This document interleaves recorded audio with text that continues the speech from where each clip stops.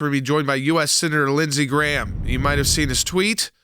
You might have seen the news about his tweet last night. Some people were misinterpreting it. We wanted to give an opportunity to talk about it, but also to talk directly to you about why he thinks it's important. He tweeted this: "Is there a Brutus in Russia?" Of course, referring to the Shakespeare play, Julius Caesar, where Brutus assassinates Caesar. Is there a more successful Colonel Stauffenberg? He was part of a failed plot to kill Adolf Hitler in the Russian military.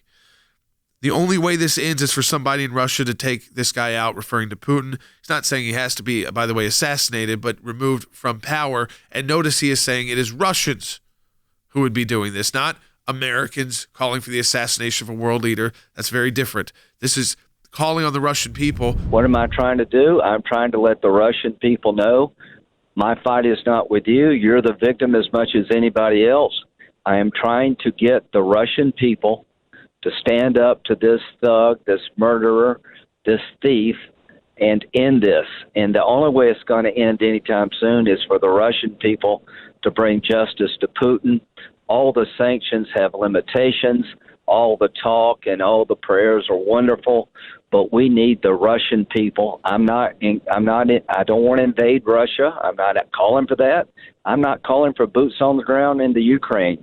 I'm calling for the Russian people to rise up and end the madness. We've got a very special live report now coming to you from Kyiv. A friend of ours, a musician, Serge Tagnarodno, and Serge is a very well-known performer, multi-instrumentalist, singer. Here we are now, and you are still in Ukraine. You live in Ukraine. Your bandmates are primarily Russian. What's the situation for you right now? So right now, for 7 days, they are trying to enter the city without no success, but besides that, they are destroying all the cities in our suburbs and other cities like Chernihiv, Kharkiv, almost completely destroyed. And I should say that it's a very rare cities with more than 1,000 of years history with a lot of cultural objects. When you're looking at what's happening in the cities that you're in,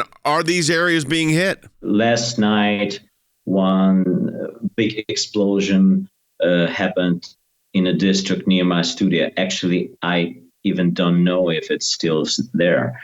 So I live on the other side of the city, and it's dangerous to travel all over the city. Well, the city is clear of Russian militaries, but there's always an air warning system works every 20 minutes. So most of people are hide it in shelters right now. Only great friend of ours, Johnny Daniels. He's been in this studio with us before, talking about his organization From the Depths. He's been in our studios in Washington, D.C. before, talking about the great work that they do. Johnny, wanted to just explain what it has been like in Poland as an organization that's kind of shifted some of your focus to help these refugees. This has been one of the most shocking weeks of my life. I mean, it's kind of images that none of us would ever imagine to truly see in today's day and age. You're seeing hundreds of thousands of people escaping, running, mothers carrying children in their arms with no pushchairs, no bags, people leaving their whole lives behind just to try and stay safe and stay alive. And it's really shocking. It's tremendously sad and difficult. What we have to be able to do is, support the Ukrainians in every possible way, and, certainly prepare our European allies in every possible way. Rick, this is Jay. What is, when we say support them in every possible way, what does that actually mean? What concrete actions need to be taken? I still don't understand why we don't have sanctions on the Russian energy, but those sanctions are not in place. But what are the concrete things that need to be done right now? I think from a diplomatic standpoint, you're right. We need to be really focused on the peaceful sanctions portion of this rather than just respond with military options. I reject the idea of doing a no-fly zone that puts us in a conflict with Russia. I do think we can sell arms. We should have been selling arms to the Ukrainians, I would say a year ago, even before then.